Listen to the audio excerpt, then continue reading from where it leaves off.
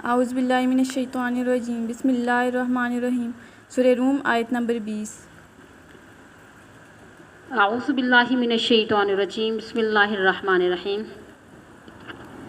ومن آیاتہ، یہ اللہ تعالیٰ کی قدرت کی نشانیوں میں سے ہے، ان خلقکم من تراب، کہ اس نے تمہیں مٹی سے پیدا کیا۔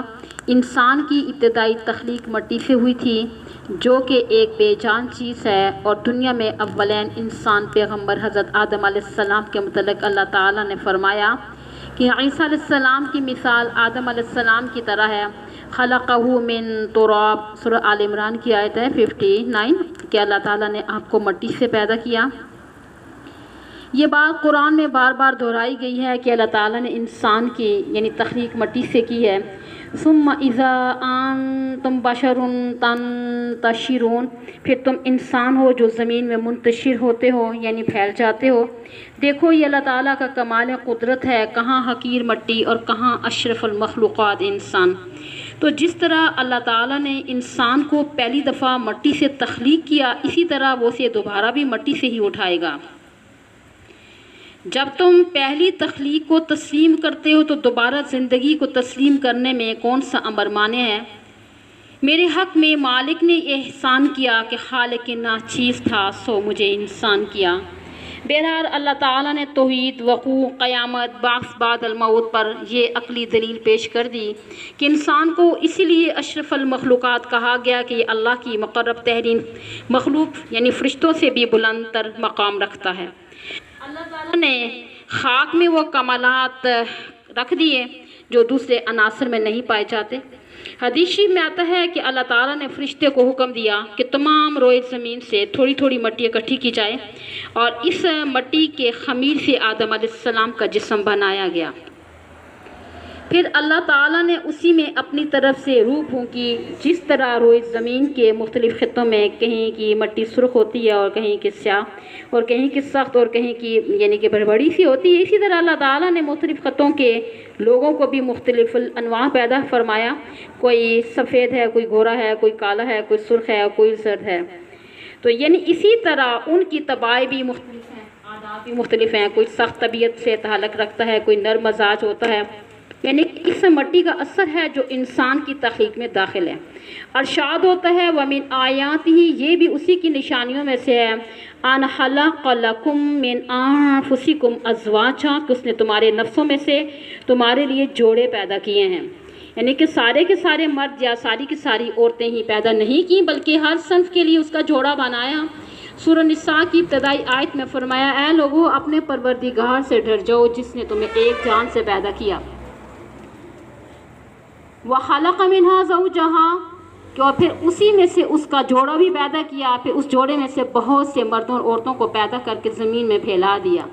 ظاہر ہے کہ اللہ تعالیٰ نے پہلے آدم علیہ السلام کو پیدا کیا، پھر انہی سے حضرت حوا علیہ السلام کو پیدا کر کے ان کا جوڑا بنا دیا، اور جن کے اختلاط سے پوری نوع انسانی وجود میں آئیں، تو گویا مرد اور عورت دونوں کی جنس ایک ہی ہے، البتہ ان کی صنف الگ الگ ہے تاکہ ان کا دائرہ کار صحیح رہے اور مقصد تخلیق پورا ہوتا رہے۔ لِتَسْكُنُوا إِلَيْهَا، تاکہ تم ان کے پاس سکون پکڑو۔ عورت اور مرد میں اللہ تعالیٰ نے ایسی کشش رکھی ہے کہ دونوں ایک دوسرے کے لیے باعث سکون ہیں، جیسا کہ آپ نے پڑھا تھا سورۃ البقرہ میں هُنَّ لِبَاسٌ لَكُمْ وَأَنْتُمْ لِبَاسٌ لَهُنَّ، آیت نمبر 187، یعنی کہ عورتیں تمہارے لیے بمنزلہ لباس کے ہیں اور تم ان کے لیے ہو۔ گویا عورتوں کی پردہ پوشی تمہارے ذریعے ہے اور تمہاری پردہ پوشی ان کے ذریعے ہے۔ جس طرح لباس جسم کے ساتھ متصل ہوتا ہے، اسی طرح اللہ تعالیٰ نے تمہارے درمیان میں اتصال کا سلسلہ قائم کیا۔ انسانی زندگی میں طرح طرح کے حادثات پیش آتے رہتے ہیں، انسان کو غم بھی ہے، پریشانی بھی ہے، یعنی ہر قسم کے حالات آتے رہتے ہیں۔ ایسے حالات میں زوجین ہی ایک دوسرے کا غمگسار اور ذریعہ تسکین ہوتے ہیں۔ اس کے علاوہ فرمایا کہ وَجَعَلَ بَيْنَكُمْ مَوَدَّةً وَرَحْمَةً، کہ اللہ تعالیٰ نے تمہارے درمیان دوستی اور مہربانی کا جذبہ بھی پیدا کر دیا۔ میاں بیوی کے درمیان قریب ترین دوستی اور مہربانی کا تعلق ہوتا ہے۔ اگر اپنے دل میں طلب پیدا ہوئی ہے تو یہ طلب ہوگی، اگر طلب دوسری صنف کی طرف ہے تو رحمت اور مہربانی کا ظہور ہوگا، اور پھر اس محبت اور مہربانی کے جذبے کے تحت ہی ایک دوسرے کا ملاپ ہوگا جو کہ ذریعہ اولاد ہے۔ گویا کہ اللہ تعالیٰ نے زوجین کے درمیان محبت، دوستی اور رحمت کا رشتہ قائم کر کے اسے نسل انسانی کی بقا کا ذریعہ بنا دیا ہے۔ یعنی ان تمام چیزوں کے متعلق فرمایا کہ ان فی ذالک لآیات لقوم یتفکرون، کہ اس میں غور و فکر کرنے والے لوگوں کے لیے نشانیاں ہیں کہ اللہ تعالیٰ نے انسان کی توجہ اس کی پیدائش کی طرف دلائی۔ دیکھو ابتدائی طور پہ تمہیں مٹی سے تخلیق کیا گیا، پھر آگے قطرہ آب سے نسل انسانی کو چلایا۔ اس قطرہ آب میں بھی مٹی کا اثر موجود ہے، کیونکہ انسان کی ساری خوراک مٹی سے ہی پیدا ہوتی ہے۔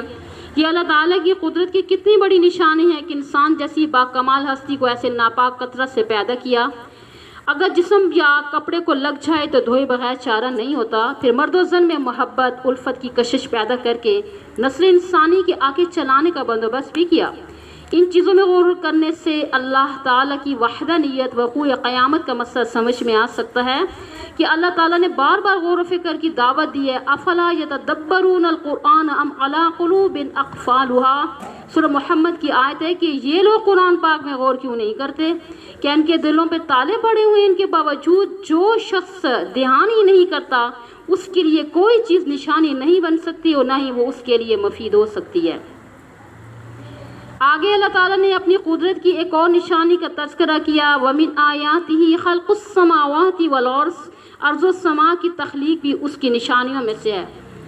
اللہ تعالیٰ نے اتنی بڑی زمین کو پیدا فرما کر فضا میں معلق کر دیا، اور اس کے متعلق اللہ تعالیٰ نے فرمایا أَلَمْ نَجْعَلِ الْأَرْضَ مِهَادًا، کیا ہم نے زمین کو بچھونا نہیں بنایا، فَوْقَكُمْ سَبْعًا شِدَادًا، اور تمہارے اوپر 7 مضبوط آسمان بنا دیے۔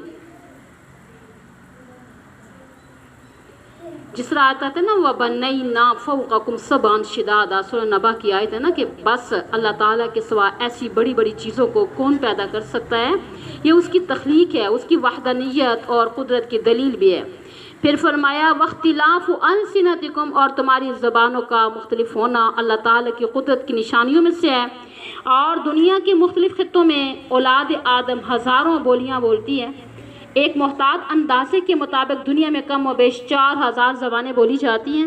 یہ بھی تو قدرت کا جاری کردہ نظام ہے۔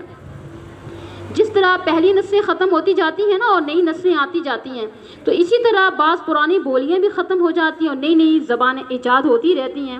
ہماری اردو زبان آج سے 800 سال پہلے یعنی کہ دنیا میں کہیں نہیں بولی جاتی تھی، اور اسی بر صغیر میں مختلف اقوام کے اختلاط سے اس زبان نے جنم لیا، اور اب یہ اتنی وسیع ہو چکی ہے کہ اس میں علوم کے ذخیرے موجود ہیں، اور دنیا پر کم و بیش 1 ارب انسان یہ زبان بولتے ہیں۔ اسی طرح انگریزی، عربی، فارسی، فرانسیسی، جرمنی، روسی، چینی بے شمار زبانیں ہیں۔ ان بڑی زبانوں کے علاوہ ہر علاقے کی چھوٹی چھوٹی اپنی زبانیں بھی ہوتی ہیں، جیسے کہ ہمارے ہاں جو پنجابی ہے، ہندو کو ہے، یعنی کہ اسی طرح سرائی کی ہے، یہ کشمیری ہے، پشتو ہے، بلوچی زبانیں، اسی طرح ہر ملک کی علاقائی زبانیں بھی ہیں۔ ان سب کا احاطہ کیا جائے تو شمال سے باہر ہوئیں تو ہمارے ہمسایہ ملک ہندوستان میں 14 زبانیں تو سرکاری طور پہ مسلمہ ہیں، اور ان کے علاوہ علاقائی زبانیں بھی تو بے شمار ہیں۔ بہرحال زبان کا اختلاف کوئی بری بات نہیں ہے، مختلف زبانوں کے لوگ آپس میں ملتے ہیں، تبادلہ خیال ہوتا رہتا ہے، پھر ترقی کی نئی نئی راہیں کھلتی ہیں۔ تو آج انگریزی دنیا کی اول درجے کی زبان ہے، تو جس طرح ساری دنیا میں بولا بھی جاتا ہے، اس کو اور سمجھا بھی جاتا ہے، تو مگر آج سے 1500 سال پہلے اس زبان کی کوئی وقت نہیں تھی۔ عربی زبان کی سب سے یعنی کہ فضیلت ہے، یہ مختصر ہونے کے باوجود انتہائی ترقی یافتہ زبان ہے، اور اس کے حروف مختصر اور قواعد جو ہیں یہ بھی بہت اچھے ہیں۔ اور انگریزی جو زبان ہے اس لحاظ سے طوالت پائی جاتی ہے کہ اس زبان میں بہت سے حروف زائد ہوتے ہیں جو بولنے میں نہیں آتے، پھر اس کے بعض حروف مختلف آوازیں بھی دیتے ہیں۔ کسی لفظ میں حروف اگر لے آئیں یعنی کہ سی کی آواز آتی ہے، جبکہ کسی دوسرے لفظ میں یہی حرف سین کی آواز دیتا ہے، تو کسی طرح شین بن جاتا ہے، اور کہیں یہی آواز دیتا ہے، کہیں سی ایچ کا آواز دیتا ہے، اور کہیں کاف۔ عربی زبان میں ایسا تفاوت نہیں پایا جاتا، بلکہ ہر لفظ کے اپنے ہجے، ہر حرف کے مستقل آواز ہوتی ہے۔ گرامر کے مطابق اس کے الفاظ بنتے چلے جاتے ہیں، اور کہیں بھی مسلمہ اصول کی خلاف ورزی نہیں ہوتی۔ بہرحال ہر خطے کی اپنی اپنی زبان ہے، اور کسی زبان کو حقیر نہیں سمجھنا چاہیے۔ ہر زبان کا ماحول ہے اور اس کے علوم اور اس کی شاعری کے اپنے اپنے اسلوب ہوتے ہیں۔ جب مختلف زبانیں ملتی ہیں تو اس سے بہت سے فوائد حاصل ہوتے ہیں۔ اگر پوری دنیا میں ایک ہی زبان بولی جاتی تو تمدن یعنی اتنی ترقی نہ کر سکتا۔ تو اللہ تعالیٰ فرماتے ہیں کہ جس طرح تمہاری زبانیں مختلف ہیں اسی طرح وَأَلْوَانِكُمْ تمہارے رنگ بھی مختلف ہیں۔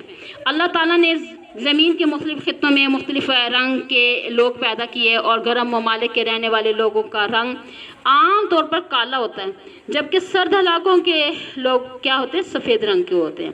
تو بعض گندمی رنگ کے انسان اور بعض زرد اور سرخ رنگ کے ہوتے ہیں۔ یہ سارے کے سارے اللہ تعالیٰ کی مخلوق ہیں، لہٰذا رنگ کی بنا پر کسی شخص کو حقیر نہیں سمجھنا چاہیے، نہ زبان کی بنا پر۔ جس طرح اللہ تعالیٰ نے رنگ مختلف بنائے اسی طرح شکل و صورت بھی مختلف بنائی۔ انسان کے چہرے کا طول و عرض کتنا ہوگا، مگر آدم علیہ السلام سے لے کر قیامت تک پیدا ہونے والے اربوں لوگوں میں سے کسی ایک کی شکل و صورت بھی ہو بہو دوسرے سے نہیں ملتی۔ یہ بھی اللہ تعالیٰ کی قدرت کا بہت بڑا شاہکار ہے۔ اگر کوئی انسان اپنے ہاتھ سے مختلف شکل و صورت کی تصویریں بنانا چاہے تو 150 تک جانے کے بعد عاجز آ جائے گا۔ اب کیسی شکل بناؤں جو پہلی شکلوں سے مختلف ہو؟ مگر یہ اللہ تعالیٰ کی قدرت کی بہت بڑی نشانی ہے، یعنی کسی ایک انسان کی شکل دوسرے سے نہیں ملتی۔ اسی طرح ہر آدمی کی آواز بھی مختلف ہے، ہم ایک دوسرے کے بغیر دیکھے محض آواز سے پہچان لیتے ہیں۔ اللہ ہر انسان کا یعنی گلا ایک سا بنایا اللہ تعالیٰ نے، مگر ہر گلے کی آواز مختلف ہے۔ یہ بھی اللہ تعالیٰ کی قدرت کی نشانی ہے، بولے نا سبحان اللہ۔ تو فرمایا ان فی ذالک لآیات للعالمین، کہ اس میں نشانیاں تو ہیں مگر ان لوگوں کے لیے جو علم رکھتے ہیں اور ان چیزوں کو سمجھنے کی صلاحیت رکھتے ہیں۔ جاہل لوگ نہ تو ان کی طرف توجہ کرتے ہیں اور نہ ہی ان کو سمجھ سکتے ہیں۔ آگے ارشاد ہوتے ہیں وَمِنْ آیَاتِهِ مَنَامُكُمْ بِاللَّيْلِ وَالنَّهَارِ، اور رات اور دن کے وقت تمہاری نیند بھی اللہ تعالیٰ کی قدرت کی نشانیوں میں سے۔ سورۃ الانعام میں اللہ تعالیٰ فرماتے ہیں وَجَعَلَ اللَّيْلَ سَكَنًا، کہ اس نے رات کو سکون کا باعث بنایا۔ اللہ تعالیٰ کے قائم کردہ طبی نظام کے تحت تمام انسان اور جانور رات کے وقت آرام کرتے ہیں تاکہ اس کی تخلیق شدہ قوتیں بحال ہو جائیں، وہ اگلے دن کے کام کے لیے دوبارہ تازہ دم ہو جائیں۔ دن کے وقت انسان تعلیم حاصل کرتے ہیں، اپنی معاش کے لیے کاروبار، ملازمت، کھیتی باڑی، محنت مزدوری کرتے ہیں۔ تاہم اگر کوئی شخص کسی اشتغال کی وجہ سے رات کو نہیں سو سکا تو وہ دن کو بھی سو سکتا ہے۔ بہرحال موجودہ زمانے میں کام کاج اس قدر بڑھ چکے ہیں کہ بعض کام متواتر 24 گھنٹے کرنا پڑتے ہیں۔ اگرچہ اب کام کا بیشتر حصہ مشینوں نے سنبھال لیا، مگر مشینوں کی دیکھ بھال کے لیے بھی آدمیوں کی ضرورت تو ہوتی ہے نا، لہذا کتنی ہی صنعتیں ہیں کہ جن میں دن رات کام ہوتا رہتا ہے۔ مواصلات کا سارا نظام 24 گھنٹے چلتا ہے، لہذا جو لوگ اپنی ڈیوٹی رات کے وقت انجام دیتے ہیں وہ دن کو آرام کر لیتے ہیں۔ لہذا اللہ تعالیٰ نے یہاں پر بھی یہی فرمایا کہ رات اور دن کو تمہارے لیے نیند کا سلسلہ قائم کیا ہے۔ بہرحال ہر جاندار کے لیے نیند ضروری ہے، یہ اللہ تعالیٰ کی طرف سے ایک نعمت ہے۔ اگر کوئی شخص کو یعنی کہ 2 دن نیند نہ آئے تو اس کا دماغ خراب ہو جائے تو نیند بھی اللہ تعالیٰ کی قدرت کی نشانیاں ہیں۔ آپ بتائیں جو کہے کہ میں 18 سال نہیں سویا، میں 17 سال نہیں سویا، کیا وہ اللہ کا ولی ہو سکتا ہے؟ قرآن یہ کہتا ہے، آپ سوچئے، غور کیجئے۔ تو کوئی کہتا ہے نا میں بزرگ ہوں، میں پیر ہوں، میں 18 سال تک نہیں سویا۔ سویا تو نبی پاک صلی اللہ علیہ وسلم خود بھی سوئے اور صحابہ کرام بھی سوئے اور تابعین بھی سوئے، تبع تابعین بھی سوئے، بزرگ بھی سوئے، اولیاء بھی سوئے، سارے سوئے۔ اللہ تعالیٰ نے سب کو سلا دیا، اور نہ سونا جو ہے وہ صرف اللہ تعالیٰ کی صفت ہے۔ اللہ تعالیٰ سوتے ہیں، اللہ تعالیٰ سوتے ہیں، بولے نہیں سوتے۔ تو پیر ولی سوتے ہیں۔ اگر کوئی کہے کہ میں پیر ہوں، میں ولی ہوں، میں 16 سال یا 17 سال یا 18 سال تک نہیں سویا، کیا وہ اللہ کا ولی ہو سکتا ہے؟ نہیں، اللہ کو نہ اونگ ہے نہ نیند ہے، اللہ تعالیٰ کبھی بھی نہیں سوتے، اونگ بھی نہیں، نیند بھی نہیں۔ اس لیے فرمایا وَابْتِغَاءُكُم مِّن فَضْلِهِ، تلاش رزق حلال بھی اللہ تعالیٰ کی نشانیوں میں سے۔ اللہ کے فضل میں سر فہرست رزق حلال ہے۔ انسان دن رات کے کسی حصے میں اپنے حالات کے مطابق روزی کے لیے کام کاج کرتے ہیں جو ان کے لیے رزق کا سبب بنتا ہے، تو یہ بھی انسان کے لیے ضروری ہے نا۔ حتیٰ کہ جمعہ کے دن جہاں اللہ تعالیٰ نے نماز جمعہ کی ادائیگی کی تاکید کی ہے تو وہاں فکر معاش کا بھی حکم دیا ہے۔ فَإِذَا قُضِيَتِ الصَّلَاةُ فَانتَشِرُوا فِي الْأَرْضِ وَابْتَغُوا مِن فَضْلِ اللَّهِ، سورہ جمعہ کی آیت ہے نا کہ جب نماز ختم ہو جائے تو رزق حلال کی تلاش کے لیے زمین میں پھیل جاؤ. تو یہودیوں کے ہاں ہفتے کا دن صرف عبادت کے لیے مخصوص تھا اور اس میں کوئی دوسرا کام نہیں کیا جا سکتا تھا. مگر اہل ایمان کو اللہ تعالیٰ نے فرمایا کہ جمعہ کے دن نماز سے فارغ ہو کر اپنے کاروبار میں لگ جاؤ. بہرحال دن رات کے 24 گھنٹوں میں جس طرح نیند اور آرام ضروری ہے اس طرح روزی کی تلاش بھی ضروری ہے. اور یہ بھی اللہ کی نشانیوں میں سے ایک نشانی ہے. امام شاہ ولی اللہ دہلوی رحمۃ اللہ علیہ نے اس ضمن میں 2 اصطلاحیں استعمال کی ہیں. ایک اقتراب ہے کہ انسان اللہ تعالیٰ کی عبادت و ریاست کر کے اس کا قرب حاصل کرے، اور دوسری چیز اتفاق ہے، یعنی زندہ رہنے کے لیے ضروریات زندگی مہیا کرنا اہل ایمان آدمی کے لیے یہ دونوں چیزیں ضروری ہیں. سورہ فتح میں صحابہ اکرام کی تاریخ بیان کی گئی ہے نا، یبتغون فضلا من اللہ ورضوانا. 29 آیت ہے کہ وہ اللہ کا فضل یعنی رزق حلال کی جستجو بھی کرتے ہیں اور اس کی خوشنودی یعنی قرب حاصل کرنے کے لیے بھی برابر لگے رہتے ہیں. مگر عام اہل دنیا کا وطیرہ یہ ہے کہ وہ فکر معاش میں اقتراب کو بالکل ہی بھول جاتے ہیں اور آخرت سے غافل ہو جاتے ہیں. فرمایا ان فی ذالک لآیات لقوم یسمعون، اس میں ان لوگوں کے لیے نشانیاں ہیں جو سنتے ہیں. جس طرح آنکھیں ذرائع علم میں سے ہیں نا، اسی طرح انسان کان سے سنتا بھی ہے اور بہت سا علم حاصل بھی کرتا ہے. اور اگر کوئی شخص سننے سے آ رہی ہے تو کسی چیز میں غور و فکر کیسے کرے گا نا. اسی لیے فرمایا مذکورہ چیزوں میں سننے اور غور و فکر کرنے والوں کے لیے نشانیاں ہیں. واخر دعوانا ان الحمد